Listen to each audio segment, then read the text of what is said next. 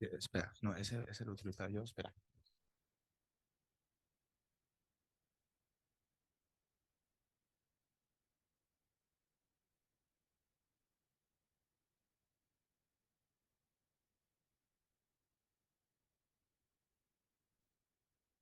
Bien, pues vamos a dar comienzo a esta segunda mesa de la tarde, que está dirigida a que nos vengan a ilustrar a los agentes sociales. En el primer congreso que se celebró en noviembre del año pasado, ya contamos con algunas de las entidades representativas.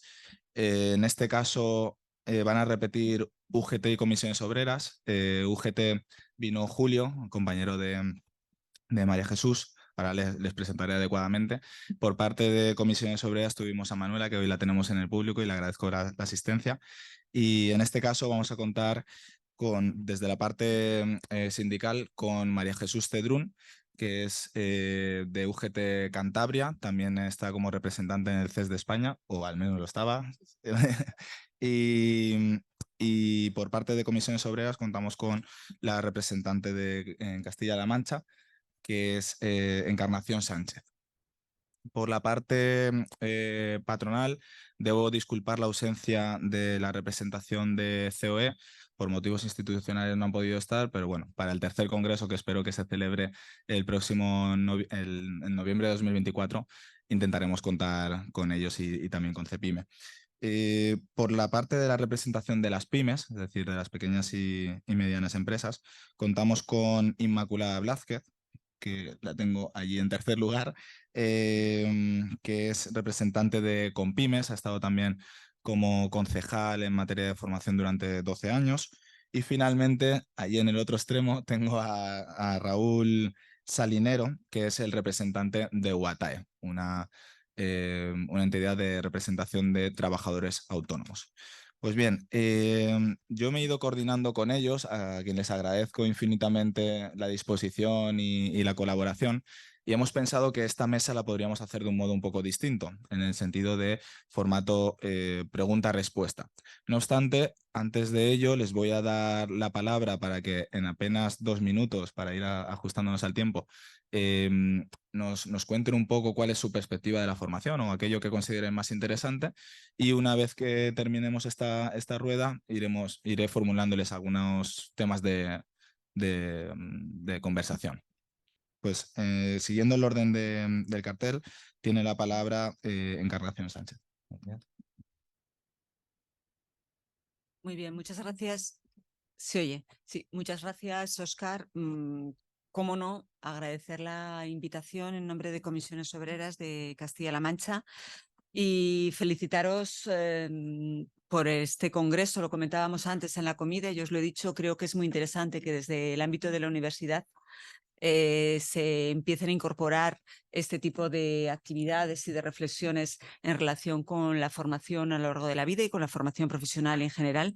Y bueno, pues enhorabuena por el trabajo a ti y a todo tu equipo, que esas cosas pasan rápido, pero cuesta mucho organizarlas y además está siendo, pues desde nuestro punto de vista, creo que muy satisfactorio, ¿no? Lo que estamos viendo. Bueno, sin más detenimiento, pues voy a pasar a comentar, a hacer una reflexión general, un poco como marco de lo que después vendrá en relación con el valor y con la oportunidad de la formación profesional.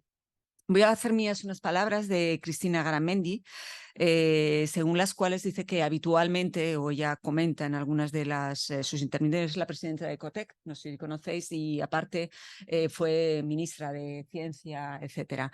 Entonces, ella siempre habla, dice, en general, las personas con cargos institucionales o con responsabilidades políticas hablan mucho de empleo, de empleabilidad, de productividad, de competitividad, pero raras veces vinculan este concepto al concepto conocimiento. Y esto, ya desde mi punto de vista, creo que nos debe preocupar y nos debe preocupar mucho, porque realmente si no somos conscientes de que todo lo que está vinculado a los conceptos que menciona Cristina, competitividad, productividad, etcétera, requieren un conocimiento previo, un desarrollo de competencias, no vamos a ser capaces de afrontar las transiciones. Seguro que esta mañana no he tenido la oportunidad de oír a Oriol, pero estoy convencida de que ha hablado de ello, de hacer frente a las transiciones que los cambios que se están produciendo dentro de los sistemas de producción relacionados con todo lo que es pues, nuevas tecnologías, digitalización que habéis comentado, la crisis climática, las crisis energéticas, nos colocan no solamente desde el punto de vista del sistema productivo, no solamente desde el punto de vista empresarial y de gestión de producción, sino desde el punto también de gestión organizativa y afectan directamente a las relaciones laborales. Por lo tanto, creo que realmente es una cuestión de hacer frente a estas transiciones, que son unas transiciones reales, que están aquí, que han venido para quedarse, que se están produciendo de una forma muy rápida, de una forma muy profunda, y que es imprescindible que cualifiquemos y que hagamos a la par de ellas a la par de estas transiciones una transición competencial, porque los puestos de trabajo actuales probablemente no van a ser los puestos de trabajo a corto plazo, yo no hablo a medio plazo, van a ser distintos, y porque muchas de las competencias que en este momento conocemos probablemente tampoco van a ser necesarias a corto y a medio plazo, sobre todo a medio plazo. Por lo tanto, trabajar desde el punto de vista de las transiciones competenciales creo que es fundamental. Además, cuando se producen estos rápidos cambios y estas transiciones de carácter profundo, corremos el peligro de que se generen brechas. Y estas brechas, hablabais de las brechas, de la brecha digital, estas brechas pueden ahondar problemas de cohesión social. Los problemas de cohesión social están en la base de las fracturas sociales. Por lo tanto, si no trabajamos desde el punto de vista de la inclusión social para hacer frente a estas posibles brechas que se produzcan por las transiciones en los cambios en los modelos de producción y en las relaciones laborales, simplemente no vamos a ser capaces de hacer frente a estos cambios y a estas transiciones que las tenemos aquí, queramos o no queramos. Y simplemente ya para cerrar, porque no quiero abusar del tiempo, creo que es muy importante que tengamos en cuenta la dimensión económica de la formación profesional y de todas estas transiciones de las que estamos hablando, pero también creo que no podemos perder de vista que hay detrás de la formación profesional hay un derecho de los ciudadanos, y que, por lo tanto, este derecho recogido en la Constitución ha de hacerse valer, y que es necesario hacerse valer desde un punto de vista de que nadie se quede atrás en esas transiciones. Por lo tanto, las transiciones tienen que dar lugar a una transición justa, donde el centro esté en las personas, donde nadie se quede atrás. Y desde nuestro punto de vista, lógicamente, el papel de los sindicatos, en ese sentido, de los sindicatos de clase, en este caso, pues es trascendental. Y por mi parte, poco más. Bien, buenas tardes. Muchas gracias a los presentes porque hacen posible que nosotros estemos aquí contando cosas, y por supuesto esto no hubiera sido posible si no hubiera sido por el impulso de esta gente de la Universidad de Valencia, de la Facultad de Derecho y especialmente de Derecho del Trabajo, que son un referente en toda España, no solo por este congreso, sino en materia de prevención de riesgos laborales, en iniciativas tomadas en formación, etcétera, etcétera, que hace que muchas veces volvamos los ojos a ver qué dice la gente de la Universidad de Valencia. Y esto no es peloteo porque es así. Me estoy acordando de Todolí, otra gente que está trabajando aquí permanentemente. Bueno, yo voy a dar una visión, si queréis, un poco más ágil, porque no más ágil, perdón, más rápida, porque hemos hablado de muchas cosas a lo largo de la mañana. Veo entre los estudiantes gente que no ha estado esta mañana, y yo le voy a dar una visión de por qué creo que estamos aquí hoy hablando de la FP. Y no de la FP como FP reglada, sino de la formación profesional que llega a la universidad, no solo se queda en el ámbito de la formación profesional. Y yo creo que hay dos palabras que lo resumen, que son pandemia y dinero. Por eso estamos hablando de la formación profesional. ¿Por qué digo pandemia y dinero? Porque voy a decir con los déficits que España tenía, que son los retos que tiene que afrontar la formación profesional a futuro. Es nuevo que estemos hablando de la falta de titulación o de cualificación reconocida de las trabajadoras y de los trabajadores españoles. ¿Es nuevo? No. Esto se viene hablando desde hace muchos años. Ya en el 2009 nos comentaba esta mañana la ponente, ya salió la norma para la acreditación de competencias. España estaba entre los países de Europa con una menor cualificación intermedia o titulación intermedia de sus personas trabajadoras. Por lo tanto, no es nuevo, no es del 2022. Que la formación profesional reglada tenía serios problemas. Ojo, yo defiendo que la formación profesional nunca ha sido un fracaso en España. Lo que ha sido un fracaso ha sido la sociedad, que no ha sabido valorar verdaderamente el valor que la formación profesional tenía, y además los índices de colocación de las personas jóvenes que estudiaban formación profesional ahí están, ¿no? Pero era un reto, porque no teníamos titulaciones intermedias. España estaba a nivel europeo con titulaciones universitarias por encima de la media de los países de nuestro entorno, pero sin embargo en titulaciones intermedias estaba por debajo, pero esto ya desde mucho antes del 2009. Parados de larga duración, parados y paradas de larga duración. Nuestro país, desgraciadamente, sobre todo después de la crisis del 2008, donde se quedó tanta gente tirada, tiene una bolsa que es muy difícil de romper, de parados y paradas de larga duración. Jóvenes en situación de precariedad o en desempleo. También estamos en los niveles más altos de Europa, pero también antes de ahora. ¿Qué es lo que ha ocurrido? Pues que con la pandemia parece que Europa se da cuenta de que hay que volver los ojos a la economía productiva, no a la especulativa, y de que hay que volver los ojos al conocimiento, y de que hay que volver los ojos a la industria, y de que hay que volver los ojos al valor del trabajo, que lo haya perdido. Ya creo que en una institución como esta, de derecho del trabajo, de eso sabéis bastante. Y claro, se pone en evidencia cuál es la situación de España. Esta es lo que yo digo que es pandemia, dinero, los fondos de recuperación y resiliencia. Esto es lo que ha hecho. Europa le ha dicho a España: usted tiene que afrontar estos problemas. Y España ha dicho: necesito dinero, y ahí están los fondos, que es una oportunidad única para que nuestro país, tanto a nivel de empresa como a nivel de la formación, pueda tirar hacia adelante. Y si no, muy brevemente, porque no me gusta utilizar, pero si lo encuentro, os voy a hacer la referencia de los fondos de recuperación y resiliencia. El Ministerio de Educación ha trasladado a las comunidades autónomas, o tiene que trasladar, que todavía no ha terminado, 193 millones de euros para la creación de nuevas plazas de FP y bilingüismo. Casi 180 millones de euros para la acreditación de 750.000 personas trabajadoras. 50 millones para la red de centros de excelencia que se han creado nuevos en los centros de formación profesional. Casi 14 millones para transformación tecnológica de las aulas. Y 6,6 millones para las enseñanzas de competencias empresariales. Es dinero. Sin esta oportunidad que nos dan los fondos, España dudo mucho que hubiese hecho frente a estas necesidades. Vamos a ver si somos capaces de aprovecharlos. ¿Qué tenemos? Porque había que presentar ante Europa. Tenemos una ley orgánica de formación profesional dual. Tenemos un reglamento que lo desarrolla, que ya ha salido en el 2023.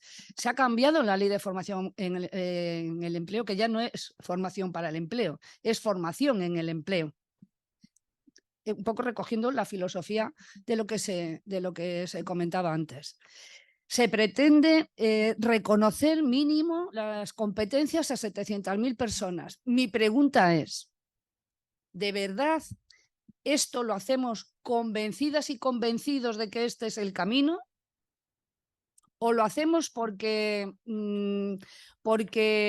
tenemos unas exigencias que cumplir con Europa, tenemos unos requisitos que conseguir y unos hitos a los que llegar? Lo dejo aquí porque se ha hecho una ley orgánica. Yo también soy docente de formación profesional. Y seguramente que aquí hay personas jóvenes que nos están escuchando esta tarde y esta mañana que acabarán en la docencia. En la formación profesional, el módulo de FOL lo dan principalmente las personas que tienen el grado en Derecho, Formación y Orientación Laboral, que es lo que yo imparto. Y veremos cómo, o ya estamos viendo cómo no se ha hecho la formación profesional, la ley orgánica de la formación profesional. Es verdad que tiene un gran consenso, pero con el profesorado no se ha hablado demasiado. Hay un gran consenso porque la ley no es mala, la ley es buena. Lo que ocurre es que tiene problemas de articulación que irán saliendo. Por ejemplo, lo que se ha hablado esta mañana en las pymes. Hemos venido haciendo, yo he sido tutora de FCTs, de formación en centros de trabajo. Y hemos tenido siempre empresas con las que hemos colaborado. Es verdad, unas con mayor dedicación, otras con menos. El nivel de exigencia que hay ahora para la empresa, para poder hacer una formación dual de calidad y en condiciones, la pyme, ¿qué necesita para implementarlo? ¿De eso se ha hablado en la ley o lo van a tener que asumir las pymes? Las propias pymes, o lo que están haciendo ya en algunos sitios, que se están asociando y aparece un tutor o tutora, que es tutor o tutora para la pyme, no para el alumno, para la pyme, para ayudar a la pyme en todos esos procesos burocráticos y demás que hay que llevar adelante. Por tanto, son retos, eran déficits que teníamos, pero retos a los que tenemos que enfrentarnos. Nada más, gracias. Yo digo, si sigue hablando ya no hablo yo. Porque claro, si me dice lo de las pymes, estamos de acuerdo. Bueno, buenas tardes a todos.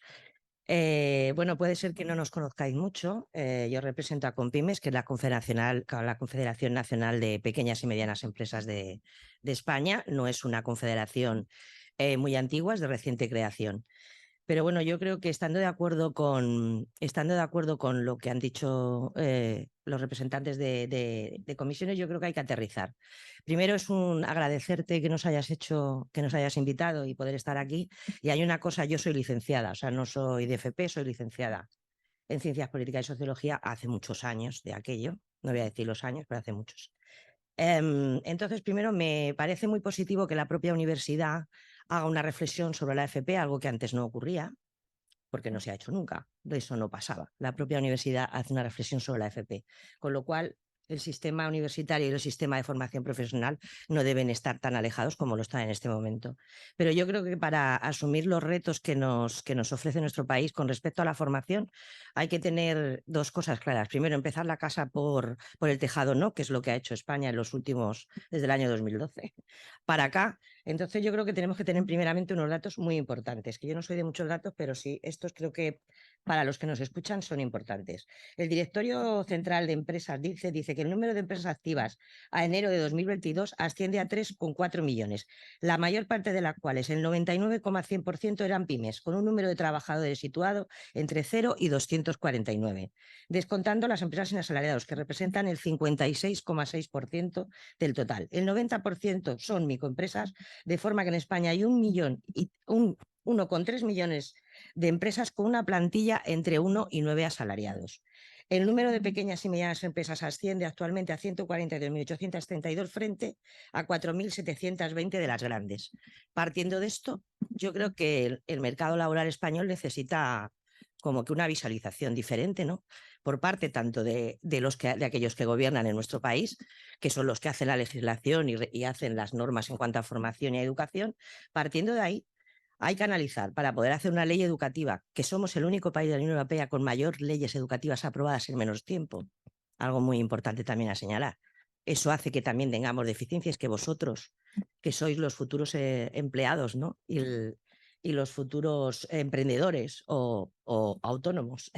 En ese caso, esto es lo que ha ocurrido en este país. No ha llegado en ningún momento a dar tiempo a poder aplicar ninguna de nuestras leyes educativas de manera total. Nunca, absolutamente nunca. Eso ha hecho que fuéramos arrastrando las deficiencias primeras y añadiendo otras después de los cambios que han surgido en Europa y en nuestro país. ¿Con esto qué quiero decir? Que hay que hacer caso al tejido productivo, que ya lo he dicho, queda claro que hay más pymes que grandes empresas en nuestro país, y siempre se legisla para todo por igual. Imposible, absolutamente imposible. No es lo mismo el señor que tiene su peluquería que el Mercadona. Es que es inviable, es casi absolutamente imposible. Y eso sigue ocurriendo, y ha seguido ocurriendo con la ley que acabamos de tener y que se ha aprobado en marzo de 2022, la nueva ley de formación profesional. ¿Ha habido consenso en la ley? Pues a quien hayan preguntado, porque a nosotros no nos han preguntado. Nosotros como confederación mandamos mandamos las enmiendas al Senado, hemos tenido reuniones con la Secretaria General de Formación Profesional, ni caso. Es decir, cuando la administración pública o los poderes políticos dicen que ha habido consenso, ¿consenso con quién? Cuando el propio Partido Socialista tenía enmiendas a su propia ley en el Senado. Y para resumir, a mí me parece muy, muy importante, primero, ser consciente del tejido empresarial que tiene nuestro país y dos, analizar de manera muy importante el mercado laboral que tenemos a fecha de hoy, 2023. De 2012 ya no vale, estamos en 2023. La pandemia no ha cambiado cosas, la pandemia ha aflorado cosas que ya estaban. Es decir, cuando uno dice que la digitalización ha sido rápida, ¿no teníamos todos cámara en el móvil antes? Yo creo que sí. Que en el 2020 ya las teníamos, no las usábamos, eso también es verdad, pero que las teníamos era cierto. ¿Con esto qué quiero decir? Para terminar, el mercado laboral en la actualidad nosotros creemos que tiene las siguientes características. Hay una internacionalización de los mercados. ¿Esto qué significa? Que hay mucho movimiento de trabajadores, lo que hace que hay una gran competencia entre las empresas, potenciando la libre circulación de personas. Eso hace, frente a ese fracaso o esa falta de educación en niveles intermedios, también hay un alto nivel de gente sobrecualificada. Algo no estamos haciendo demasiado bien. Hay un desplazamiento de los puestos de trabajo y hay un cambio sustancial en sus perfiles. Lo han dicho los compañeros anteriores. Evidentemente, claro que hay un cambio, porque hay un cambio de tareas, con lo cual hay un cambio de perfiles. La universidad como tal es un sistema mucho más rígido y quizá la formación profesional puede dar solución a eso. Hay un continuo crecimiento también notable siempre del empleo en el sector servicios. No es malo. Eso no es malo, es decir, cuando se habla de que Alemania tiene una mayor industria que la española, ¿por qué tiene que ser peor la industria en España cuando tenemos una industria del turismo maravillosa? Puede ser muy buena, Alemania no la tiene. Es decir, que yo creo que tenemos que cambiar el mensaje de dar la negatividad en el origen, sino la positividad y potenciar aquello que tenemos bien. Los avances tecnológicos, que ya lo hemos comentado antes, evidentemente existen. No es que haya una digitalización media, es que hay una mecanización de las tareas o una automatización generalizada. Hay una alternancia importante de periodos de ocupación y de paro a lo largo de la vida. Eso sí que está pasando, ¿no? Hay gente que trabaja mucho tiempo en una empresa que cambia y que a mí me parece absolutamente bien porque las siguientes generaciones tienen una forma de encauzar su vida diferente a las que lo teníamos la gente que ya somos un poco más mayor. La productividad en España es la más baja de la Unión Europea. Y la productividad significa también, es una cosa muy importante para medir la capacidad competitiva de las empresas. Las causas habrá que averiguarlas. Y luego, por último, el trabajo autónomo, que para nada quiero pisar a mi compañero. ¿Qué quiero decir con esto? Que tenemos que tener claro dónde estamos, en qué país estamos, qué tejido empresarial y qué mercado laboral tenemos. A partir de ahí hay que ver las deficiencias que tiene y legislar en función. Eso no ha ocurrido. Se han hecho cosas bien, pero siempre vamos tarde. Ya termina.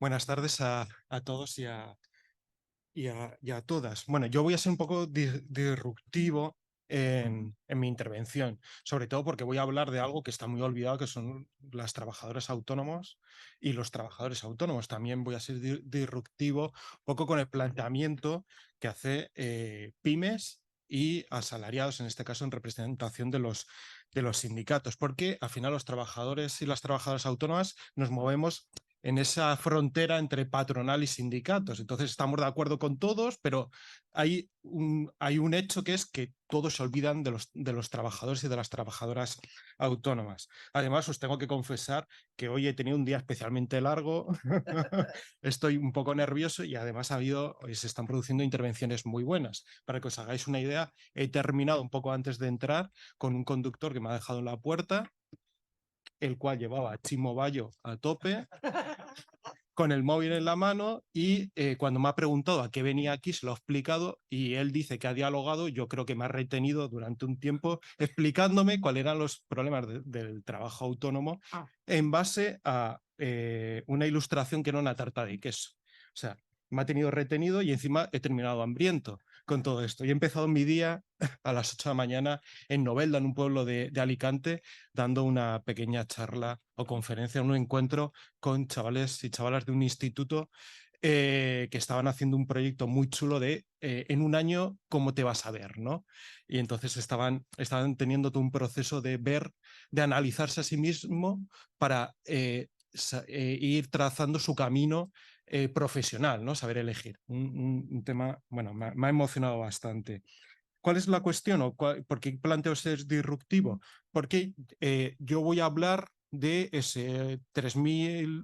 3,5 millones de personas que son trabajadores y trabajadoras autónomos, pero en especial de esos 2,7 millones de personas que son trabajadores autónomos, pero que no tienen un trabajador a su cuenta. Entonces, ¿qué son estas personas? No son ni patronal ni son asalariados, ¿no? No son ni empresarios ni asalariados. Y por tanto tenemos en nuestra legislación un vacío enorme. En la Constitución, cogiendo las palabras que decía Encarna, está configurado cuál es el papel y la participación institucional de las empresas. Y a su vez también los derechos de los trabajadores asalariados. También hay un estatuto del trabajo de una forma clara. Y claro, nosotros y nosotras tenemos un vacío enorme, y también en la educación. En esto también voy a ser disruptivo porque nosotros no estamos reconocidos en la parte educativa, ¿no? La formación que el Estado y las instituciones nos dan a nosotros, lo cual es bastante perverso. Lo que nosotros pedimos es que, igual que hay un estatuto del trabajo, también se produzca un traslado en el Estatuto del Trabajo Autónomo, los mismos derechos y deberes que hay en el Estatuto del Trabajo, o sea, del Estatuto de los asalariados. ¿Por qué? Corregirme, pero si no recuerdo mal, es en el artículo 23 en el Estatuto del Trabajo, donde se estipula cuáles son las garantías, derechos que tiene un asalariado, ¿no? De su formación. Incluso se dice, usted tiene 20 horas al año para formación y están remuneradas. Y es perfecto, pero un trabajador autónomo no tiene reconocido esos derechos. Y es más, desde el 2019, que no hace tanto, las cotizaciones por formación se impusieron al trabajador autónomo. Del 2019 a 2022, que eran los cálculos que teníamos hecho, el Estado ha recaudado un total de 45 millones de euros para darnos formación. ¿Hay formación destinada a autónomos? No. La formación que pueden ir a los autónomos es la de los ocupados, la de los asalariados. Y creo que tiene que ser una formación diferente. Primero, porque tienen derechos reconocidos diferentes, porque cómo interactúan es también diferente en su centro de trabajo. No es lo mismo un asalariado que un trabajador autónomo. Su disponibilidad de tiempo también es diferente. Por tanto, tendríamos que crear ese marco, ese reconocimiento básico que no existe. En el Estatuto del Trabajo Autónomo dice en el artículo número 4 que tenemos derecho a la formación. Vale, lo tenemos. Pero ¿cómo lo articula usted como institución? No está articulado. Artículo, esto ya voy a hacer punto gordo, creo que es el 28, si no recuerdo mal, del Estatuto de Trabajo Autónomo, que dice formación profesional y asesoramiento. Vale, 28.1. El trabajador se impondrá, lo estoy más o menos interpretando, en la formación profesional y los sistemas educativos se impondrá o se contará el punto de vista, bueno, encauzarlo con el trabajo autónomo. O sea, se le enseñará, como hoy estamos hablando en este Instituto de Novelda, a decirle las bondades del trabajo autónomo, ¿no? ¿Y qué es? Perfecto. 28.2, ¿qué es lo que dice? Bueno, el asesoramiento, pero en ningún momento se habla, por tanto, en conclusión, que es la formación que recibe el trabajador autónomo. Claro, ya hemos dejado la parte de asalariados, nos vamos a la parte patronal, ¿vale? Nosotros no somos pymes. Las pymes es desde un empleado hasta 249. ¿Qué pasa con los autónomos que no tenemos empleados? No somos ni asalariados ni somos pymes. La legislación está para asalariados y para pymes, y nosotros somos el gran olvidado. No tenemos tampoco derecho a la formación bonificada. Una microempresa tiene hasta, si no recuerdo mal, hasta 450 euros al año para la formación bonificada. Nosotros cero. No estamos reconocidos. Y repito el dato, y con este termino. De 2019 a 2023, el Estado ha recaudado 45 millones de euros, de lo que nosotros pagamos por nuestra cotización para formación. Y no hay una educación destinada para nosotros. Por tanto, y hoy otro tema por el cual también ha sido una jornada larga, era la investidura. ¿no? Todo esto. Hay una cuestión, sin entrar en valoraciones de la investidura, hay una cuestión que creo que es clave para partir de las necesidades del autónomo y que nos permite ir trabajando a futuro, que es el reconocimiento básico. Se dice en el acuerdo de investidura entre Sumar y PSOE, que no creo que lo vaya a ver nunca, pero ojalá, que se va a hacer el Estatuto del Trabajo del siglo XXI, donde se va a modernizar la figura, bueno, los derechos, deberes y demás de los asalariados, pero también se va a incluir la figura del trabajador autónomo. Y esto es la gran esperanza que tenemos, ¿no? Y ojalá, como decía Encarna, también estemos reconocidos en la Constitución, pero eso es dentro de mucho o nunca ocurrirá, ¿no? Permitirme una anécdota y ya que termino con esto porque me acabo de acordar. ¿Cuál es la situación del trabajador autónomo que hay un desconocimiento enorme dentro de la administración? Es que esta anécdota la quería contar. La semana pasada estuve, creo que fue la semana pasada, en Cantabria. Mesa de trabajo autónomo, con el consejero de Empleo y de Industria. María José, sí, Eduardo, ¿no? Eduardo. Nos convoca a la mesa, se sienta, pega golpecitos a la mesa. ¿Qué me contáis? Me dice. ¿Cómo que qué te contamos? ¿Nos has convocado tú? Vamos a hablar de los problemas de trabajo autónomo. Dice, no, bueno, que entre la fotógrafa tal, y me contáis. Digo, pues nada, bien, pues estamos mal, señor. ¿Qué quiere que le digamos? Eso es muchas veces lo que nos encontramos, ¿no? con la administración. Bueno, y ya termino. Perdonad.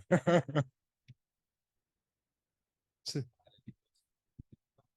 Ah, un ratito. Bien. Bueno, pues muchas gracias por la primera ronda de intervenciones. Yo quizás, retomando un poco las últimas palabras de Raúl y aprovechando que tenemos estudiantes en la sala, me gustaría que reflexionasen un poco también sobre la cantidad de contenidos que se estudian sobre derecho del trabajo desde el punto de vista de la relación laboral, es decir, empleador-empleado, o empleadora-empleadora, empleada-empleada, y la cantidad de contenidos que se estudia sobre el trabajo autónomo. Prácticamente en nuestras asignaturas, a pesar de estar en una facultad de Derecho del Trabajo, apenas se da. Seguramente es proporcional al desarrollo normativo que tenemos, pero también es cierto que está muy en contra proporcionalmente a la cantidad de trabajadores autónomos que no tienen asalariados a su cargo y por lo tanto de esa protección. Desde luego es un reto desde el punto de vista del derecho del trabajo, esa extensión de los derechos que están en principio ya conseguidos para los trabajadores por cuenta ajena y trasladarlos a los trabajadores autónomos. Con esto, si esto fuese una mesa de negociación, yo creo que ya tenemos un primer punto de coincidencia entre todos los agentes sociales, que es el concepto que tenemos de 2 minutos, porque desde luego los 4 se han excedido totalmente. Desde luego los 4 lo interpretan de manera muy flexible. A partir de ahora sí que voy a ser muy estricto con el uso de la palabra, voy a coger el cronómetro porque nos quedan 2 preguntas. La primera creo que es un poco más concreta, después ya os dejaré un poquito más de campo de margen en función del tiempo que tengamos. La segunda pregunta iba encaminada, iba relacionada con el tema de la formación profesional dual. Aquí ya se ha tratado por la profesora Lourdes Mella, desde el punto de vista de la Ley Orgánica 3/2022. Pero quizás podemos ahondar un poco más desde la perspectiva y además, como habéis visto, hay representantes de distintos tipos de trabajadores y por lo tanto, y también de las pequeñas empresas y por lo tanto quizás veamos esos diferentes perfiles y quizás también las diferentes los diferentes requerimientos o las distintas los distintos retos que ellos ven. Por lo tanto, sin más dilación, ¿queréis que hagamos el turno inverso o seguimos, hacemos así? Venga, pues ya que tenéis el micro allí, Raúl. Sí, vale. Bueno, voy a ser un poco el pitufo enfadado, ¿no? Que está siempre gruñendo porque no nos hacen caso a los trabajadores autónomos, pero es que es cierto, con la formación dual pasa exactamente lo mismo. La formación dual, no el centro de trabajo del autónomo sin su trabajador a cargo, puede ejercer la formación dual, ¿no? No está capacitado ni por medios, ni por reconocimiento y demás para hacer esta formación. Y es un problema y creemos que es algo que se debería cambiar. Ahí, si hacemos el perfil del trabajadora autónoma medio, vemos que es un varón, más o menos entre 45 y 54 años, donde su negocio lleva más de 5 años, ¿no? Lo del género es lo de menos, quedaros con la edad, ¿no? Hay una cuestión que estamos viendo cada vez más problemático, es que hay más o menos unos 17.000 negocios viables de autónomos sin trabajadores a su cuenta que se cierran cada año. Y se cierran porque no hay un relevo generacional. Creemos que la formación dual es una buena oportunidad para vincularlo con los contratos de formación, para también transmitir una experiencia de quien va a cerrar quien va a cerrar, quien se va a jubilar, para transmitir, ¿no?, esa experiencia y la posibilidad de un negocio viable a una persona que quiera desarrollar, bueno, encaminar su vida profesional. Claro, es difícil desarrollar esto, ¿no? Creemos que siempre se ha ejercido, bueno, se ha desarrollado esto desde un punto de vista de la formación dual como receptores las grandes empresas. Hay otro dato que Inmaculada os volverá a recitar para que lo veáis, es que al final el 95% de nuestro sector productivo, ¿quién son? Las pymes. ¿Qué porcentaje de pymes acceden a la formación dual? No llega al 20%. Un 10%. Bueno, me ha corregido. Yo he tirado al 10%.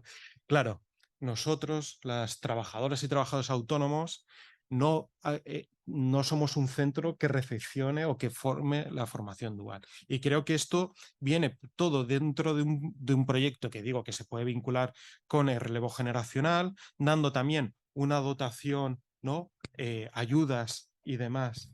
Bueno. Qué presión, ¿eh? No, porque ya estoy reiterando lo mismo, que estamos desamparados con todo esto.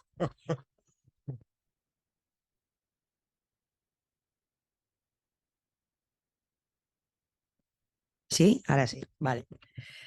Madre mía, qué presión, ¿eh? Con el móvil ahí puesto. A ver, nosotros desde Compymes lo que defendemos es frente a una laborización de la escuela, defendemos una escolarización del lugar de trabajo, que creo que es al contrario. ¿Esto qué quiere decir? La FP Dual, considerándola absolutamente positiva, porque evidentemente una cosa es la parte del conocimiento, que adquieres una base cognitiva, ¿no? Una base de saber cómo funcionan las diferentes profesiones. Y otra cosa es la capacitación que cada uno tiene para desempeñar el puesto de trabajo, ¿no? Y eso sí que me pongo muy nerviosa porque digo, ya termina el tiempo. Digo, ya no puedo más. Vale, entonces, partiendo de la base de que es algo muy positivo y de que nosotros consideramos que tiene que haber una escolarización del lugar de trabajo, es decir, no puede haber una desconexión entre la formación y la empresa, que al final esto es lo que nos ha llevado, o al menos bajo nuestro criterio, hasta donde estamos. Es importante saber en el marco europeo en el que nos encontramos, ¿vale? La FP Dual se lleva desarrollando en los diferentes países europeos muchísimo antes que en el nuestro, ¿de acuerdo? De hecho, el mejor modelo de FP Dual o el modelo un poco más de referencia de FP Dual es el alemán. ¿Por qué? Aparte de porque los interlocutores sociales están desde el minuto 1 en la organización de esa FP, no son meros, no sé, observadores, sino que tienen una corresponsabilidad en esa formación. Vale, a partir de en esos años que esa FP Dual ha tenido éxito en Europa, nuestra FP Dual consistía en un modelo más. Estoy hablando del año 2012, cuando se empieza a introducir algunos grados de FP Dual en el que solamente se hacían los últimos meses, el segundo año, ¿no?, del grado superior que se hacía era FP Dual. Y eso, bueno, pues se vio o se ha visto que los datos eran absolutamente positivos y tenemos de esos datos positivos que hacía que la empleabilidad sea mayor, casi un 80%, llegamos a la nueva ley de formación que se ha generado en el año 2022. Pero previa a eso, la Unión Europea crea en el año 2013, y creo que es importante saberlo, la Alianza Europea para la Formación de Aprendices. ¿Vale? Esta Alianza Europea no es algo, es un órgano al final de los diferentes países donde están incluidas empresas, organizaciones, empresas privadas, organizaciones, centros formativos, y llama la atención una cosa. España tiene dentro de ella 40 miembros. Bueno, pues los miembros que están españoles son la gran mayoría centros formativos y grandes empresas. Llama la atención que las pymes no estén cuando nuestro tejido empresarial es ese. Con lo cual, sigo diciendo que existe una desconexión entre la realidad de la empresa, ¿no?, y la formación que vamos dando. ¿Qué pedimos para que creemos que hay que hacer para que la FP Dual de nuestro país ahora ya con la nueva ley, lo de antes ya no vale, estamos aquí, con la nueva ley sea mejor y sea de verdad efectiva? Pues que haya una corresponsabilidad de la empresa. ¿Eso qué significa?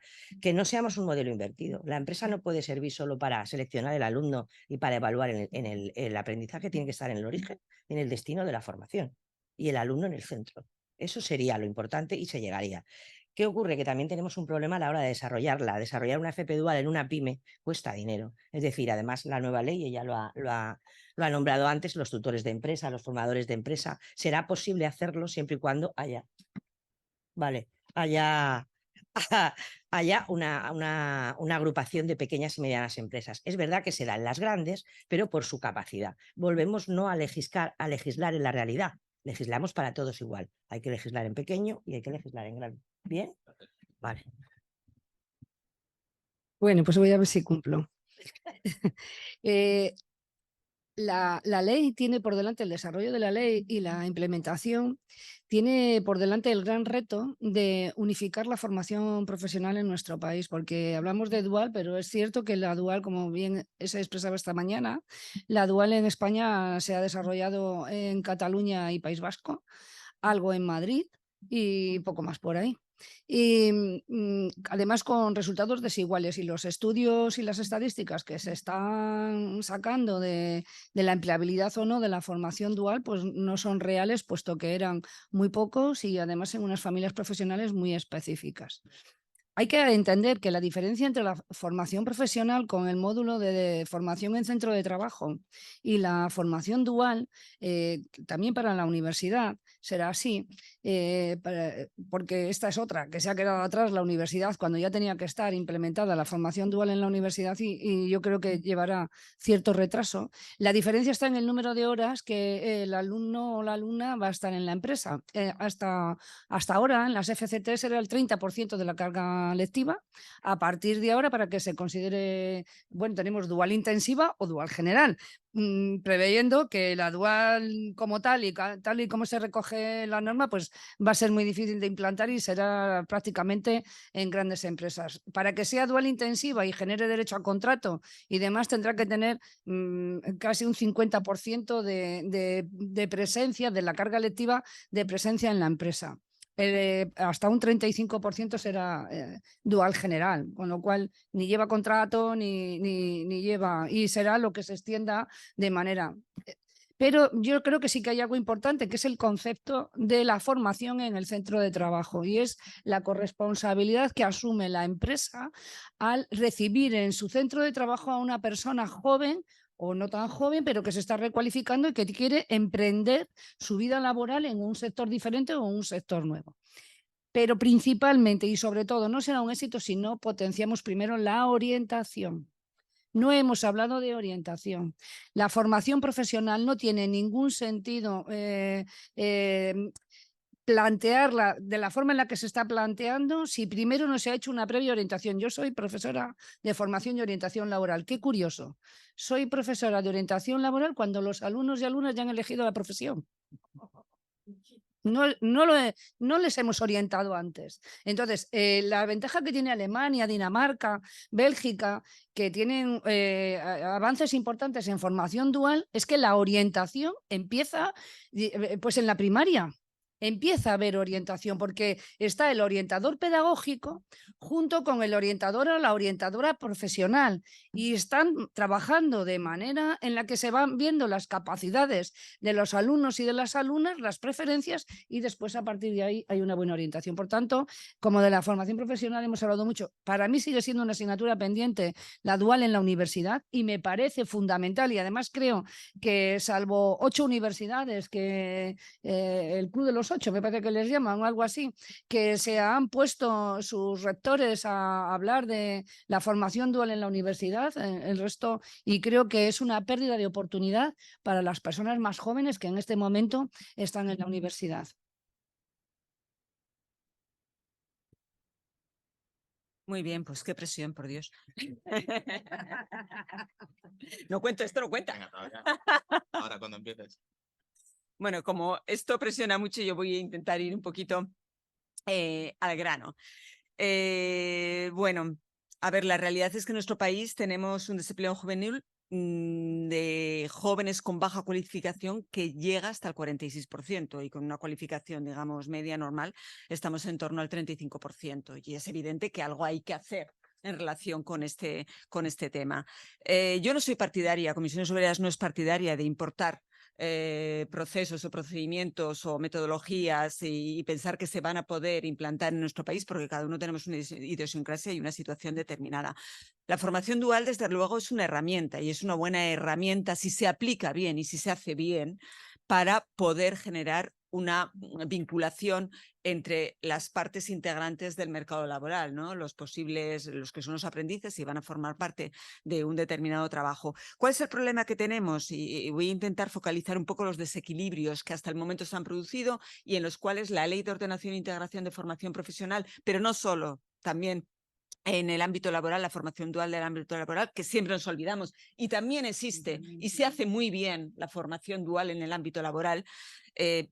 Creo que hasta el momento incluso mejor de la que se hacía en el ámbito de la formación inicial. Bueno, pues como digo, se han producido y está claro experiencias previas a esta ley, pero con una serie de desequilibrios. Apuntaba mi compañera María Jesús.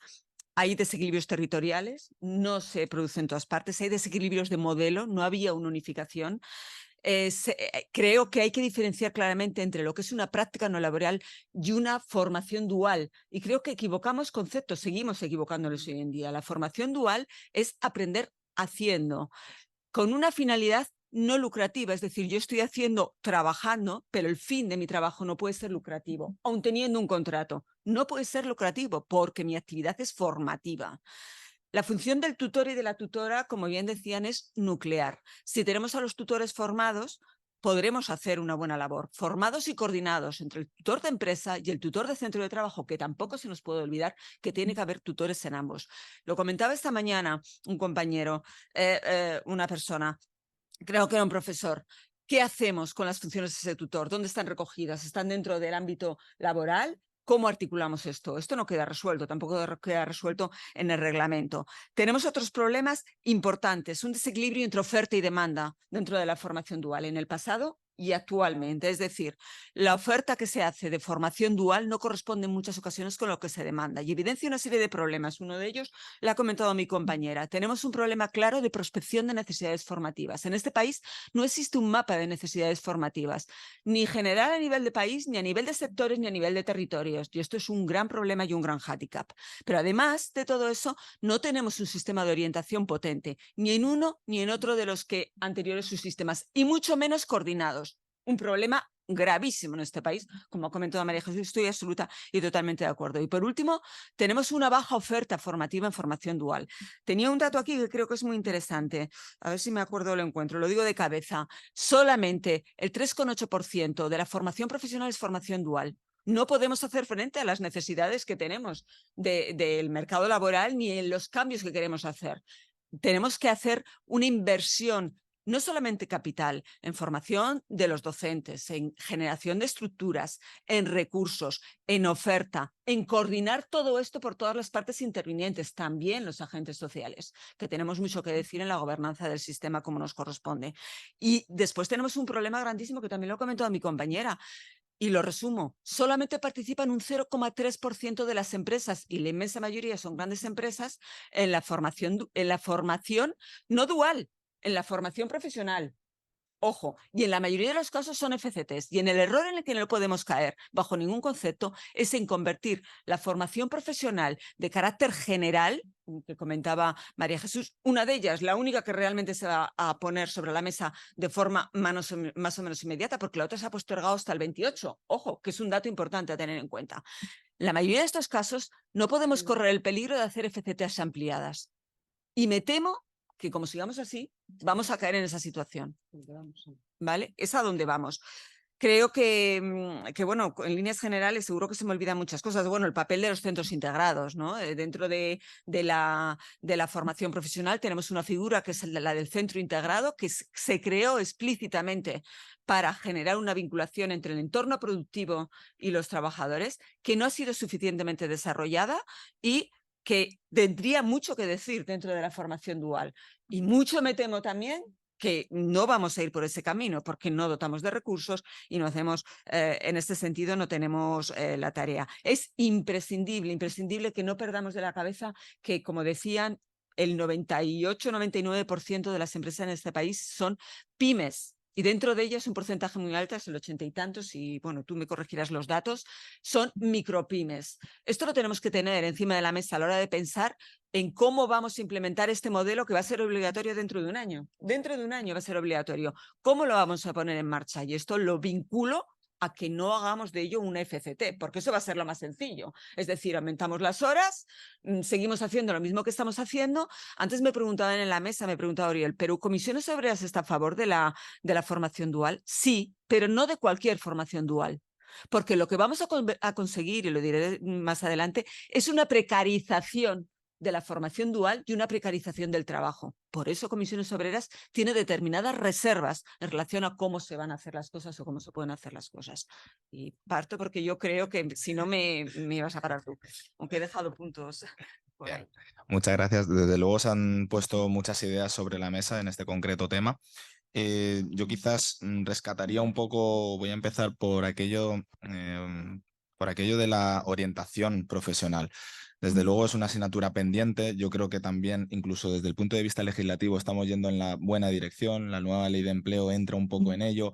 Quizás algunas cuestiones son discutibles, pero al menos, por lo menos parece que sí que va por ahí, por el tema de la flexibilidad o flexibilización con ese carácter modular, que no es algo novedoso tampoco, no es algo rompedor. Ya lo teníamos desde hace tiempo, esa tendencia hacia la modularización de la formación profesional con el objetivo de permitir esa transición desde el empleo a la formación, de la formación al empleo, del desempleo a la formación, etcétera, etcétera. Es decir, permitir esa permeabilidad de los dos ámbitos. Inma comentaba aquello de la escolarización de la empresa en lugar de la laboralización del centro. Eso, que efectivamente los conceptos son importantes y desde luego esto en este caso no es trivial, pero yo creo que sobre todo el punto clave aquí, cuando hablamos de formación dual, es no solo el número de horas, que yo creo que era un poco el discurso de Encarna, sino también cómo realizamos esa formación. Es decir, no solo la cantidad, sino también la calidad de esa formación. Se ha hablado también de los tutores, la figura tan importante. Y sobre todo, en la universidad, por alusiones también tengo que decir algo, ahora mismo estamos ya en la guerra con el tema de la cotización, etcétera, etcétera. En la universidad salió, incluso en el artículo 11.3 del Estatuto de los Trabajadores, apareció aquello de la formación dual universitaria. Y los que sabíamos un poco de esto tampoco sabíamos de qué iba eso, porque no había ni un desarrollo reglamentario, porque se aplica ahí, o sea, bueno, se pone en la ley. Y bueno, yo de hecho ni me animé a realizar un artículo de investigación sobre ello, porque dije, bueno, voy a esperar al desarrollo reglamentario. Desarrollo reglamentario que no ha habido porque ha desaparecido también del Estatuto de los Trabajadores. Por lo tanto, veremos, esto yo creo que es una cuestión de que se hable, de que entre las instituciones se vaya realizando, pero desde luego creo que todos estamos de acuerdo en que es necesario que tanto en la formación reglada como en el resto haya una vertiente mucho más práctica, mucho más cercana a la empresa sin que ello suponga, partiendo un poco también de lo que decía Inma, la laboralización del centro educativo. Es decir, retomando también las palabras de Oriol Oms, decía, las empresas que buscan una persona que sea multitasking, no, que sea polivalente, exacto, que sea polivalente o que esté muy especializada. Y la verdad es que las empresas quieren las dos cosas. Claro, quieren las dos cosas, porque unas van a tener unas necesidades, otras van a tener otras, y independientemente de eso, no es solo lo que quiera en este momento, es que posteriormente van cambiando las necesidades y por lo tanto es necesario que esa persona tenga esas capacidades un poco más transversales.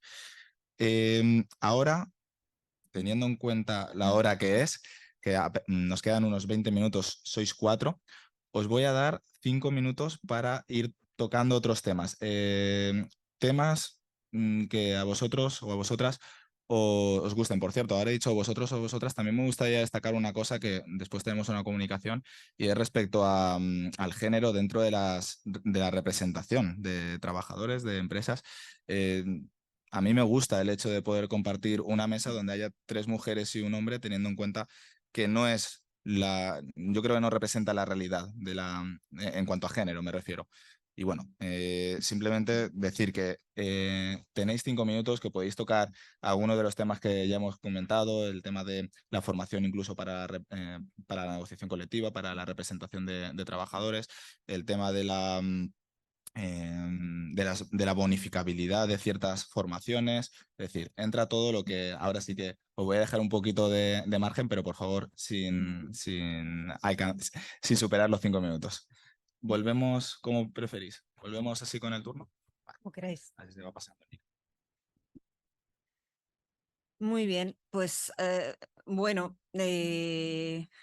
a ver cómo organizo un poco lo que íbamos a comentar. Lo que íbamos a estar. No, bueno, yo creo que podemos hablar un poco de cuál es, por intentar aglutinar todo lo que estaba pendiente en los otros puntos que nos habías comentado, quizá hablar un poco del papel, ¿no? de los sindicatos, en este caso nuestro, de los sindicatos, pero bueno, los agentes sociales, pero lógicamente voy a hablar desde el punto de vista sindical en la formación. Yo voy a retomar este elemento partiendo de cómo acabé la intervención general, la inicial, ¿no? Hablando de la dimensión de la formación profesional como un derecho de la ciudadanía, ¿no? Un derecho no solamente porque esté reconocido como tal en la Constitución, en distintos articulados, el 27 y el 40.2, sino porque realmente esta capacidad de aprender es una necesidad y, por lo tanto, como va a ser una necesidad de recualificarse, es imprescindible que lo abordemos desde el punto de vista de ser capaces de satisfacer las necesidades no solamente de las empresas, sino las propias necesidades que los trabajadores a nivel individual y a nivel laboral puedan tener y ir desarrollando a lo largo de su vida, ¿no? Y hay que tenerlo también en cuenta porque, bueno, pues no tenemos que olvidar que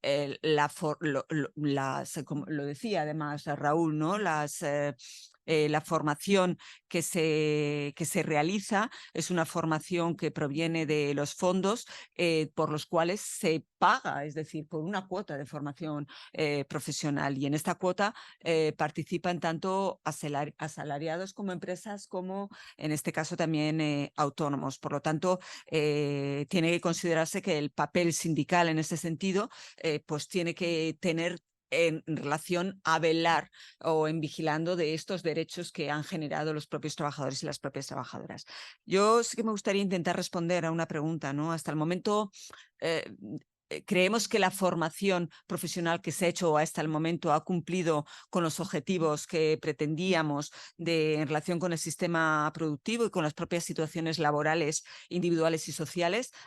Quizá la respuesta venga dada o en parte por algunos de los datos, ¿no? Que podemos, datos estadísticos en este caso, que Óscar decía que no le gustan tanto, pero que bueno, yo creo que sí que aportan un poquito de luz, ¿no? Con datos del 22, que son los últimos que tenemos, personas ocupadas, ocupados, hay una tasa de cobertura del 10%. Si nos referimos a personas en situación de desempleo, la tasa de cobertura es del 5%. Y es más baja todavía si hablamos de trabajadores y trabajadoras en situación de desempleo, que tengan baja cualificación. Gravísimo. Si hablamos de formación bonificada, en este momento estamos hablando de que un 20,4% de empresas, 20,4% del total de las empresas están haciendo formación bonificada para sus trabajadores y trabajadoras. Y si hacemos aquí una desagregación, pues resulta que las microempresas están en el 15%, cosa que es bastante razonable por lo que estábamos comentando antes de las dificultades. Las empresas medias entre 9 y 49 trabajadores están en el 50% y las grandes empresas llegan al 91%. Pero ojo, que si analizamos los datos, vemos que hay un crecimiento de en torno a un 6,5% en estos datos, pero el número de horas es menor, sobre todo en las grandes empresas que se dedican, es decir, hay formación, pero con menor número de horas por trabajadores, la formación es más corta y sobre todo un dato muy importante, ¿a quién se dirige esta formación? Y esta formación se dirige a cuadros ya de por sí cualificados, con lo cual tenemos el efecto que ya está hasta estudiado, ¿no? Que es que la formación al final se retroalimenta, las personas que están más formadas siguen cualificándose y sin embargo las personas con menos cualificación, desempleadas o ocupadas, siguen en una situación que va a perpetuar esa situación de debilidad. Eso a mí me parece muy significativo. Sí que tenemos que decir que además se ha producido entre el 2010 y el 2017 un proceso de desinversión, es decir, que estamos bajando en la inversión que se está produciendo en relación con el dinero que se destina. No, el dinero es el mismo, pero es que al final se devuelve, es decir, no se está aplicando realmente, no se está llegando a consumir esa cuota porque no se está poniendo en práctica. Del 70% estamos hablando este descenso en ocupados y del 40% en desempleados. Y según la encuesta de costes laborales del 2020, esta desinversión se está produciendo de una forma más aguda en aquellos sectores donde no existe un convenio colectivo. Es decir, la caída se produce en un 83%, mientras que en aquellos donde sí que están regulados por un convenio colectivo, la caída es solo, entre comillas, del 44%. ¿Y con esto a dónde voy? Pues que tenemos retos sindicales, que nos apelamos a nosotros mismos como sindicato porque tenemos retos sindicales en relación con qué hacemos con la formación profesional. Y bueno, pues nuestro punto de conexión o de soluciones o lo que podemos aportar en relación con este tema desde nuestro punto de vista es doble. Por un lado, viene dado por nuestra actividad dentro del diálogo social y por otro lado, dentro de las propias empresas a través de la negociación colectiva. Dentro del diálogo social, pues dentro del diálogo social creo que un elemento fundamental es promover y continuar defendiendo este marco tripartito de gobernanza. Y este marco de gobernanza significa que tenemos que participar en la toma de decisiones, no porque sea una cuestión que reivindiquemos porque queramos y sea gratuita, sino porque afecta, como hemos dicho antes, a los trabajadores y porque además también afecta a la cuota que aportan los trabajadores, igual que lo aportan las empresas. Por lo tanto, nuestra presencia en este sentido en la toma de decisiones tiene que ser proactiva y tiene que ser proactiva para que efectivamente los derechos de los trabajadores se puedan tener en cuenta. Y también es muy importante que garanticemos el acceso a la formación y el acceso a la formación a lo largo de la vida de las personas en sus distintas situaciones, sea en situación de ocupación activa o en una situación de desempleo. Por lo tanto, es necesaria una integración y una coordinación de las estrategias de las políticas públicas. En este momento tenemos normativa por parte del Ministerio de Educación a través de la Ley de Ordenación e Integración de la Formación Profesional y tenemos un anteproyecto de ley que está ahí en discusión, que todavía no ha llegado a buen término y lo que necesitamos es una coordinación de ambas normas para que realmente se promueva este acceso, se promueva esta calidad y algo que nos preocupa mucho es que los instrumentos públicos no se solapen, que los objetivos y las funciones que sean compartidas y los recursos que sean necesarios, como por ejemplo la orientación, la prospección, la detección de necesidades, lo comentaba antes, que haya mapas de recursos formativos, porque hay distintos intereses que al final confluyen, pero también hay recursos que están desde el ámbito laboral y recursos que hay desde el ámbito educativo. Creemos que tenemos que saber optimizar, coordinar y hacer que funcionen adecuadamente estos recursos también en la universidad. Creo que también es muy importante. Por lo tanto, la cooperación entre administraciones es imprescindible. Tenemos un déficit de indicadores a la hora de indicadores comunes que podamos después ser capaces de hacer un seguimiento. Y tenemos también problemas de falta de estabilidad, de planificación y de participación por parte de todos los actores participantes. Para finalizar ya mismo, pero creo que es muy importante que haga una breve alusión hacia los temas de negociación colectiva.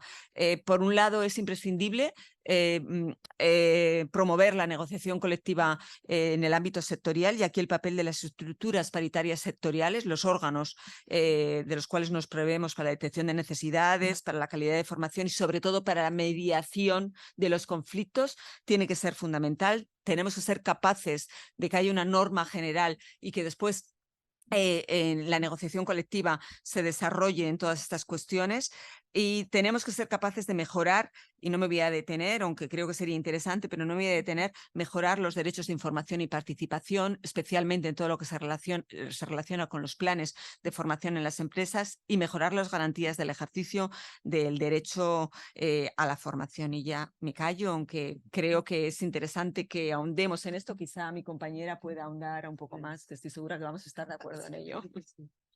¿Me pasas? Sí, claro. Vale, pues yo voy a empezar por donde tú has terminado, y es por la negociación colectiva y la responsabilidad que tenemos los representantes de las personas trabajadoras en el avance de las relaciones laborales. Los que somos unos convencidos de la formación, encontramos una dificultad a veces a la hora de plasmarlo en la negociación. Además de a las cosas que ha dicho mi compañera, que estoy totalmente de acuerdo, yo creo que nos falta avanzar en los análisis sectoriales, junto con la patronal, en el cambio de las categorías profesionales en la negociación colectiva. No podemos seguir teniendo una negociación colectiva con unas categorías profesionales como las tenemos ahora, cuando resulta que estamos promocionando, intentando avanzar en la formación, en competencias y en cualificaciones. Y nuestras categorías profesionales, y por tanto nuestra remuneración, debiera de estar fijada en función o en base a las competencias. Algunas cosas hemos hecho en puertos del Estado, por ejemplo, ya están recogidas las categorías profesionales por competencias, pero muy poquito. Cuando consigamos de verdad avanzar por ahí en la negociación colectiva, nos vamos a encontrar, pienso yo, que, ante una realidad que las personas trabajadoras y los propios empresarios no van a tener más remedio que afrontar. Y al afrontar eso, se van a dar cuenta de la necesidad de poner en marcha los mecanismos de formación continua y formación permanente que ya tenemos. Los PIF no se utilizan, muy poquito. ¿Porque tiene una gran dificultad burocrática para la pequeña empresa desarrollarlo? Posiblemente. Pero también es verdad que por la propia persona trabajadora que prefiere coger una excedencia antes de cogerse un PIF. Las 20 horas de formación esta mañana se decía 1 minuto por cada hora de trabajo. Si tenemos más, tenemos 20 horas al año remuneradas para la formación. No se utilizan. ¿Por qué? ¿Qué dificultades encontramos? Yo vengo insistiendo desde hace muchísimos años en un tema, yo creo que tú me lo has oído, Óscar, y es que las personas que están trabajando, un porcentaje muy pequeño, se quejaba el compañero autónomo con toda la razón, pero de las personas que trabajan, la formación en el empleo, la formación continua, la pueden hacer muy poquitos. Los que trabajan a turno de mañana, los que trabajan a turno de tarde o trabajan a 3 turnos no se pueden formar, porque la formación se hace en turnos de mañana. ¿Y qué pasa conmigo? Que yo trabajo 3 días de mañana, 2 de tarde y 2 de noche. Descanso 2, vuelvo, por ejemplo, ¿no? O el turno de 5 mañanas, 5 tardes, 5 noches. Y nosotros hemos planteado alternativas a esta formación, porque no pasa nada por hacer formación en paralelo. Mismo docente, mismo programa, mismo contenido. Yo turno de mañana me voy a clase el turno de tarde. Hoy turno de tarde me voy a la formación turno de mañana, que va en paralelo, y están dando lo mismo y no me he perdido nada. Sencillamente lo que cambia es el alumnado. Pues no ha habido manera. Entonces, estamos hablando de la falta de la formación, pero si no se posibilita, es verdad, los trabajadores autónomos no pueden, porque lo tienen que poner de su tiempo de ocio, como los trabajadores, en el gran número de los casos, salvo los trabajadores más formados, que a esos sí que la empresa les sigue formando. Y cuando vemos los créditos de formación en que se utilizan en las personas que están trabajando, las más formadas. Cuando llega un ERTE, el compromiso de formación y reciclaje, si no se hace. Formación en el empleo. Yo soy miembro del Consejo Social de un centro integrado y con esto termino, un centro integrado de FEPE, que además es en el que estoy dando clase. En este centro integrado damos formación en el empleo y formación reglada. Formación en el empleo. Los alumnos o el alumnado te lo mandan las oficinas de empleo.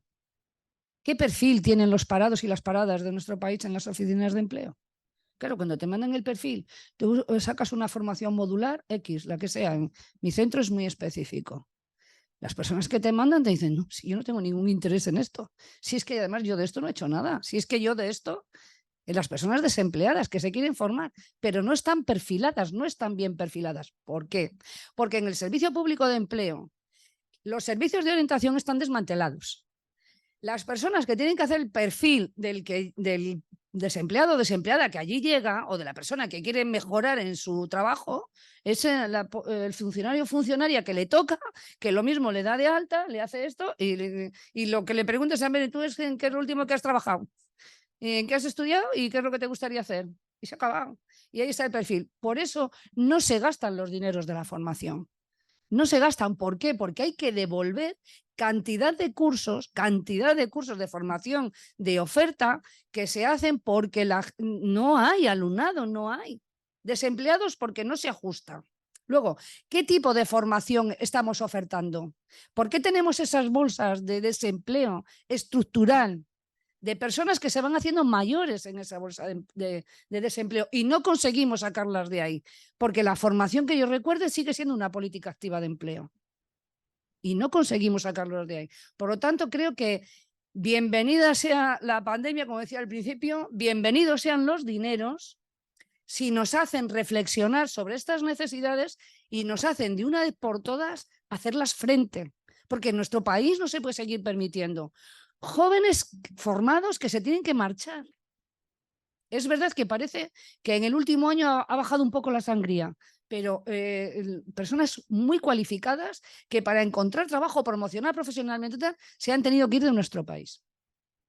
O si no, personas jóvenes, sobrecualificadas, que están en empleos para los que no han sido preparados, pero que es una manera de ganarse dinero. O el abandono escolar temprano. Aquí no hemos hablado de la FP básica, del gran papel social de la FP básica, que recupera a personas, a chicos y chicas que han abandonado el sistema educativo, que a través de una profesión consiguen por lo menos meterles en el mundo laboral y generarles unos hábitos, que de esos tenemos muchos. Es una manera de ir acabando la precariedad. Por tanto, bienvenidos los dineros de los fondos de recuperación y de resiliencia. Yo creo que habría que empezar por abrir las cabezas de muchos de nuestros pensantes que toman decisiones. Muchas gracias. Pues te voy a decir, pero se queda la cosa complicada, Raúl, para ti y para mí.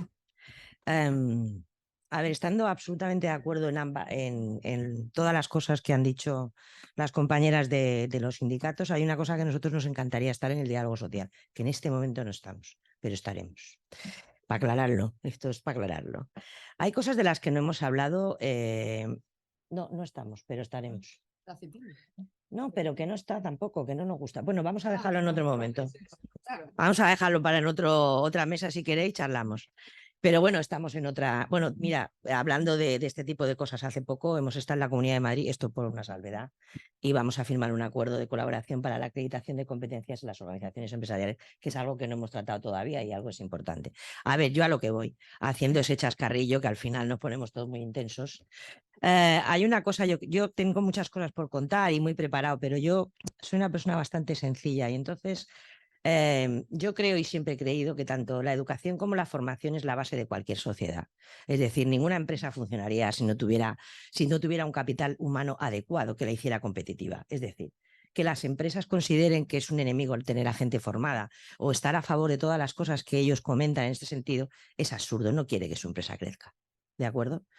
Es cierto que en este país, y lo tengo que repetir porque es una realidad, y se legisla para las grandes, que no son malas, tienen que existir, pero es que el tejido empresarial español es otro. Y entonces, al ser otro, estamos fuera de muchas cosas. Ellas han hablado de la formación, de lo que estaban hablando ahora, de la formación bonificada. Las pequeñas y medianas empresas, pues no se acogen a ella. Es decir, yo que formo parte de una comisión paritaria en Fundae, donde se hacen los planes sectoriales de formación, es una pena Es una pena, pero continuamente dices, yo haría esto. Pero también hay una cosa importante, y es que la oferta de formación que tenemos está anticuada, absolutamente anticuada. Se da absolutamente lo mismo y no vamos con el cambio, pero en absoluto. Esto tiene que ver con el sistema general de cualificaciones, es decir, que es que tenemos que actualizarlo continuamente y todos sabemos en qué consistiría hacer una cualificación nueva y profesional. ¿Cómo se hace en este país? Pidiendo la solicitud al INCUAL, con un grupo de trabajo tremendo, la organización empresarial. Por Dios, de verdad que no tenemos a nadie que se pueda encargar de esto, que no sea petición y que tengamos que trabajarlo, las partes tanto sindicales como de las empresas. Y cuando ella hablaba de dinero, nadie en su cabeza, teniendo un mínimo de sentido común, plantea una ley sin haber planteado una financiación para la misma, ¿no? ¿Y si no tuviéramos los fondos de recuperación y resiliencia? ¿Qué hacemos? Con una nueva ley planteada en el año 2022. Es que no hay ni un solo capítulo en la ley que hable de financiación. Esto es una realidad. Y es que además hay que poner en la formación, en la educación, han descubierto, ahora mismo han tenido una luz así venida de arriba y entonces han decidido, vamos a unir los dos sistemas de empleo, la formación profesional y el sistema de educación reglada. No hayan caído hasta ahora, cuidado. Ostras, es para mirárselo uno, ¿verdad? No tiene nada que ver la formación reglada con la FP, con la universidad. No crea a gente empleada, no crea puestos de trabajo, no crea gente formada, lo crean ambas partes. ¿Por qué tienen que estar separados? Cada uno decide qué estudiar, qué es lo que más le gusta, cómo hacerlo, pero tenemos que hacerle esa gran oferta.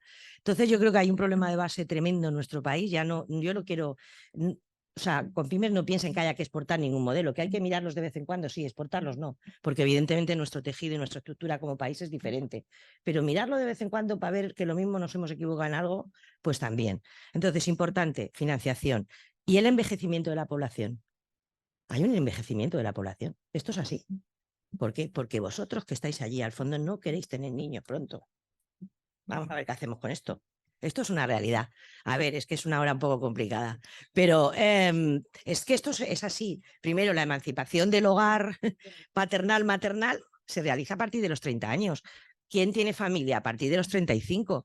Durante todos esos años hay gente que tiene que seguir trabajando y un montón de cosas. Eso influye en el mercado laboral.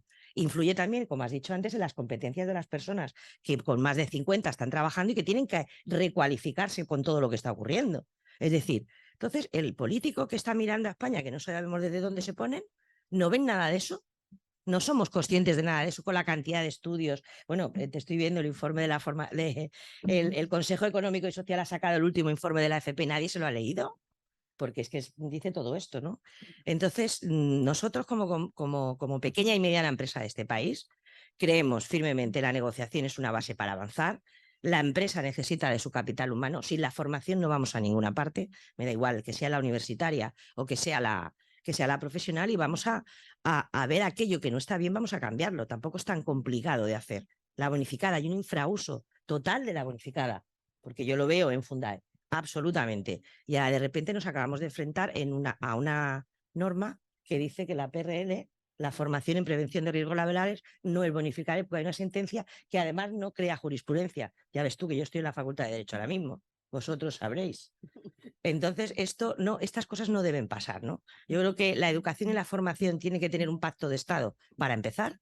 No debe cambiarla cada político cada vez que suba y que las empresas son el centro de cualquier motor económico de cualquier país. Y el capital humano hace que esas empresas lo sean. Esta es mi opinión. La otra tuya. Después de este último turno con intervenciones tan brillantes, es difícil poder aportar algo más que el perfil que estoy adquiriendo, que es el del pitufo enfadado, ¿no? Y con los trabajadores autónomos, ¿no? Yo soy de esa generación que yo no voy a tener hijos por decisión, que trabajo 70 horas a la semana y lo que y cotizo en el régimen general y en el RETA como autónomo, y que tengo la aspiración revolucionaria de trabajar muy poco, ¿no? Y para eso me quiero formar y quiero que el Estado me capacite, ¿no? Para que el poco tiempo que tenga que destinar al trabajo que no quiero trabajar, pues pueda aportar lo máximo a la sociedad, ¿no? Entonces, en esa singularidad de mi O sea, que situación yo me tengo me que quiero... cumplir a los 80 para que, porque tú no tengas niños. No, o yo ser más eficiente gracias a la formación que me proporciona el Estado, porque por algo lo estoy pagando con dos regímenes, ¿no? El general y el de autónomos. Todos, yo creo que queda claro y meridiano la necesidad de la formación, ¿no? Y los objetivos de la formación, tanto desde el punto de vista de las trabajadoras por cuenta ajena y lo beneficioso también que es para la empresa, ¿no? Hemos tenido también claro cómo se reconocen los derechos por una parte y por otra, y cómo se legislan esos derechos hasta el punto que en el régimen, en el Estatuto del Trabajo, en el artículo 24, que decía antes, se dice cómo se compensa a las trabajadoras por cuenta ajena para que puedan llevar a cabo esa formación, ¿no? Claro, la pregunta que creo que o la serie de preguntas que creo que en este último turno se estaban contestando, se estaban evidenciando, o la pregunta, perdonar, que ya me estoy empezando a liar, es ¿qué problemas hay si dentro de lo que cabe hay un buen sistema y se puede mejorar, ¿no? Se puede mejorar mucho. Hay una legislación, hay unos derechos reconocidos, hay un apoyo, una una infrapartida presupuestaria, pero la hay, y hay una serie de problemas, ¿no? Hay un problema que le ha empezado a decir Encarna, y que creo que tiene una base bastante importante. ¿Conocéis lo que es la Fundae? Vale. La Fundae fue en el 2023 cuando hizo el nuevo catálogo, la nueva oferta de formación. Esta formación fue en el 2022. Esta formación se estuvo haciendo la misma desde 2018 a 2022. Claro, pandemia por medio. Y en el 2022 se saca un nuevo catálogo de formación con poco consenso por las partes que teníamos que haber aportado, ¿no?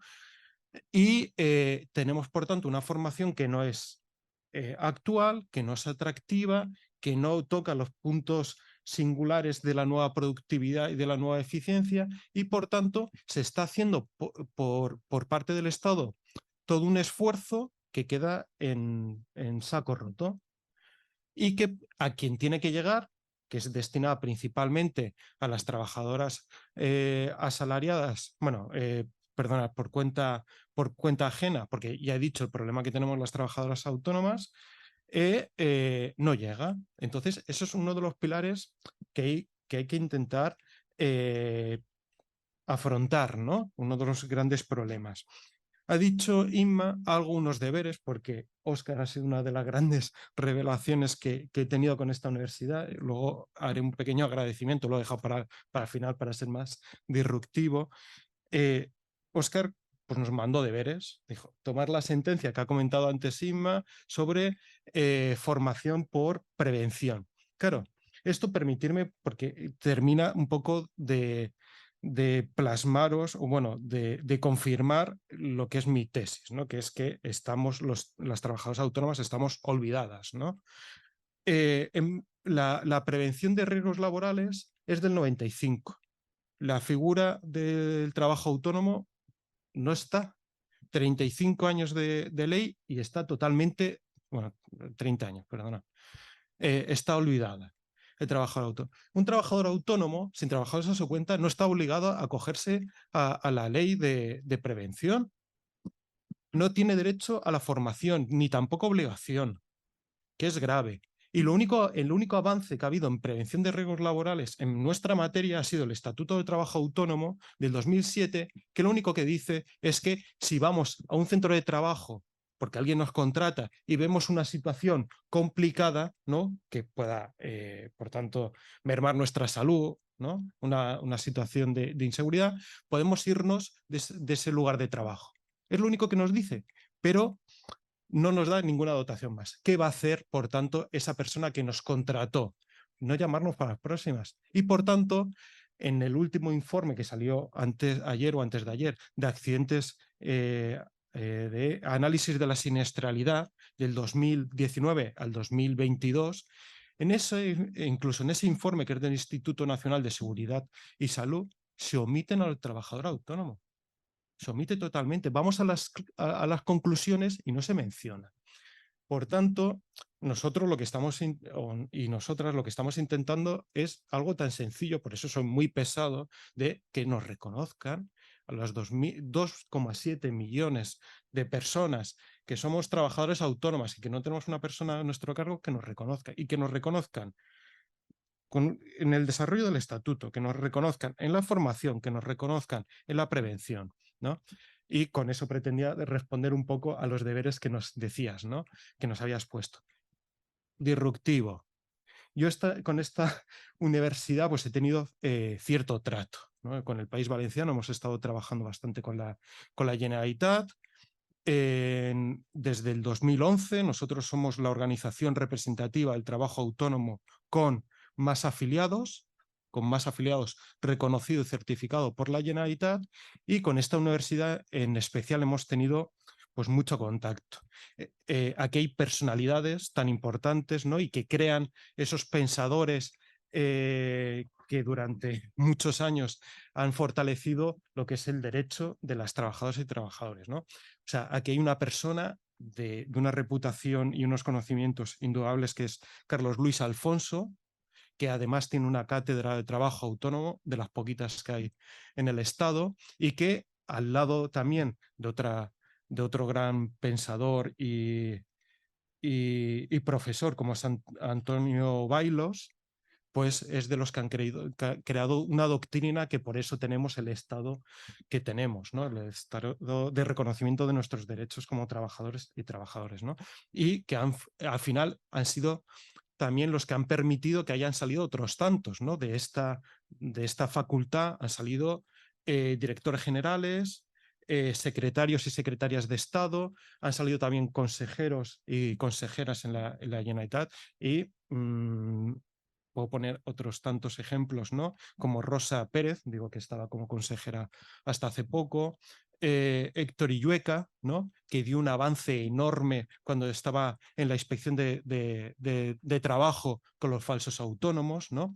Y esta pequeña fábrica, ¿no? De esos pensadores y de esas luchadoras y luchadores, por la que tenemos que dar el reconocimiento, ¿no? Por eso me emociona un poco, pues yo que no tengo formación en derecho, pero bueno, estar aquí, que me invitéis, pues es algo muy, muy especial.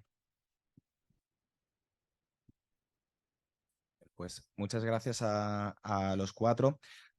Desde luego es muy complicado incluir en tan poco tiempo tantos temas y tan profundos en relación a la formación profesional. Por lo tanto, les agradezco mucho el esfuerzo de concisión. Yo no me resisto a decir al menos o hablar al menos sobre 4 puntos, pero de forma muy, muy breve.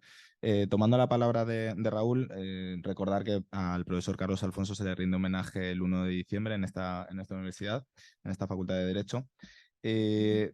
Respecto a Inma, que comentaba, ¿no? Es que esa sentencia no crea jurisprudencia. Desde luego no crea jurisprudencia, pero sí que ha creado bastante alarma social entre ciertos sectores bueno, entre una parte de los agentes sociales, y por eso es interesante, porque habida una sentencia no sabemos si podrán haber más en el mismo sentido. Y desde luego, antes hablaba María Jesús del tema de los dineros, y ahí hay muchos dineros también en juego, porque también tampoco me resisto a... María Jesús ha comentado antes el tema de FOL, de la importancia de la orientación laboral, de que efectivamente es una salida laboral para los graduados en Derecho, pero ojo, también para los graduados en Relaciones Laborales, y cada vez más. Y finalmente, por llevármelo un poco a mi terreno, porque también ha sido un tema de discusión en la mañana de hoy, con el tema del permiso de formación, Raúl hacía alusión, María Jesús también, creo que encarna también el tema del permiso de 20 horas de formación, de 20 horas anuales de formación que se pueden acumular durante 5 años. Y sobre todo lo que resaltaba María Jesús era el tema de no se utilizan esas horas. Efectivamente, por un lado, yo estoy de acuerdo con ella en esas circunstancias que hacen que no se utilicen, pero también desde esta facultad yo creo que es importante, y no es por hacerme autobombo, pero es cierto que lo he estudiado, ese artículo 23.3, tal y como está redactado, es más un incentivo a que se regulen, a que se pongan en marcha planes de formación, a que realmente haya un permiso individual de formación a favor de los trabajadores. Por lo tanto, sí, en la reforma laboral de 2012 se vendió muy bien de esta es la digamos, la compensación por toda la flexibilidad que estamos incorporando en nuestro marco normativo laboral, pero realmente se puede quedar en agua de borrajas. Por lo tanto, vamos a abrir un breve turno de palabra por si alguien, una o dos preguntas muy breves se quieren hacer, y si no, sí, vale. Pero muy breve, por favor, porque estamos en hora. Y es que cogemos el tren a las 8. Y son las 7. Vale, pues en 5 minutos tienen que salir los ponentes de aquí pitando, así que...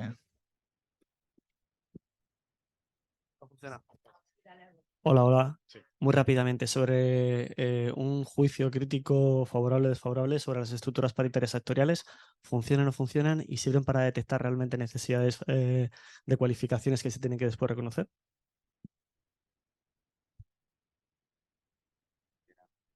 Sí. Bueno, Sí, sí, sí, sí. Ah, sí, bueno. perdón. Está activado. Iba a contestar. Iba Sí, luego si a quieres contestar completas tú. también.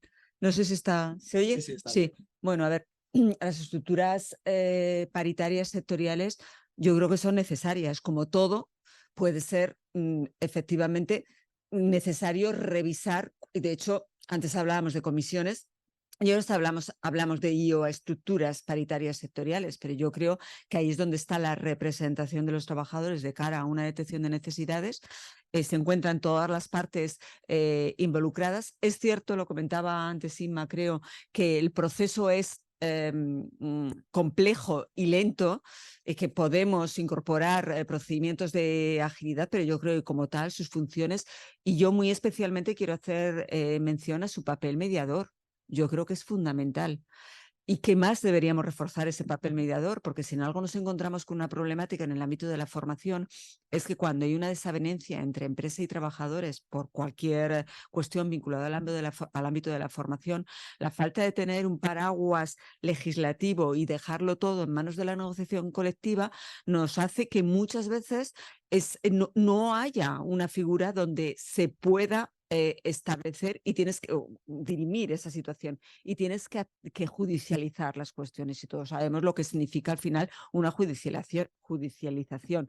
Años y en la mayoría de los casos en el ámbito de la formación los trabajadores se echan atrás o se quedan parados, con lo cual hay muchos derechos, lo comentaba antes María Jesús, PIF, etcétera, simplemente no se ponen sobre la mesa porque al final acabas tan harto de decir, bueno, esto no se autoriza por causas organizativas, pero es que hay muchas cosas que al final, si tuviéramos unas estructuras paritarias potentes en las cuales se pudiera llevar y se pudiera hacer una actuación de mediación y después una figura de arbitraje en relación a la falta de conflicto, yo creo que avanzaríamos mucho. Desde mi punto de vista, desde luego, son necesarias y pertinentes. Otra cosa es que haya cosas que mejorar y que haya cuestiones, lo comentaba también Inma, en relación con bueno, pues que hay que adecuar el sistema de cualificaciones, en fin, otra serie de cuestiones que pueden ralentizar determinadas cuestiones, pero la necesidad yo sí que la veo. Sí, yo muy brevemente, yo creo que, estando de acuerdo con lo que ella ha comentado, también es muy importante el sector.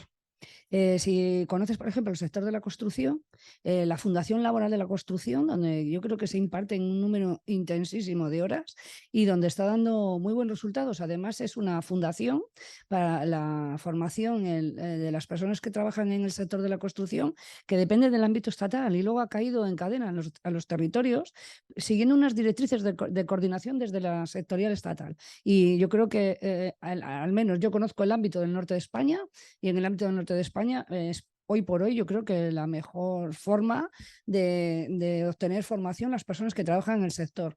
Pasa lo mismo con el sector de la química, algo parecido ha pasado en el sector del metal. Es decir, donde hay sectores fuertes, bien organizados y que tradicionalmente ha funcionado la negociación y el ámbito paritario entre empresas y trabajadores, está funcionando. Hay otros sectores que son más nuevos donde esto está costando más, pero yo creo que el buen ejemplo...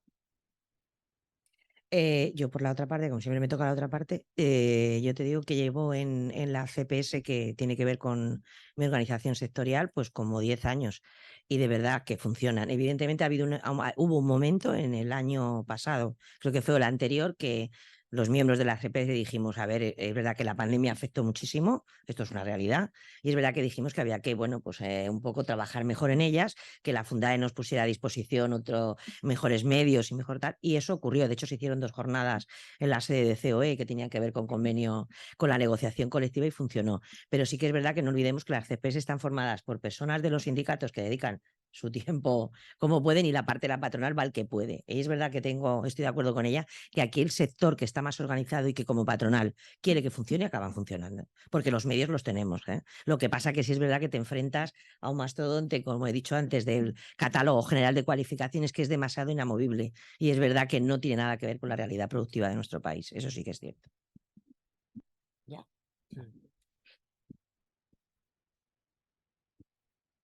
Bien, pues sintiéndolo mucho, por si hay alguien que tuviese alguna duda en el público, lo tenemos que dejar aquí, porque si no hay alguien que va a perder el tren, y también porque están esperando el turno de comunicaciones. Por lo tanto, damos paso al siguiente panel. Muchísimas gracias, pido un gran aplauso para las personas en la mesa.